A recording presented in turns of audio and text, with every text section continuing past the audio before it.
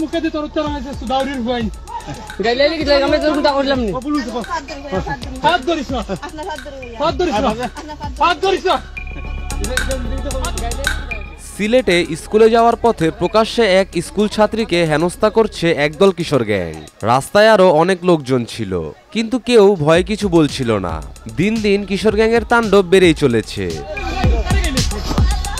কোনো অন্যায় দেখে যদি আজ আমরা চুপ থাকি, কাল সেই অন্যায় আমাদের ঘরেও আসবে। তাই আমাদের উচিত অন্যায়ের বিরুদ্ধে প্রতিবাদ করা।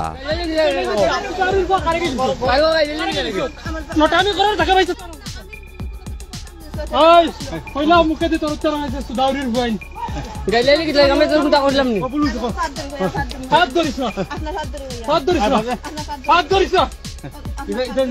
গাইলে কি লাগে আমরা ঘরে কুত্তো কইছে না।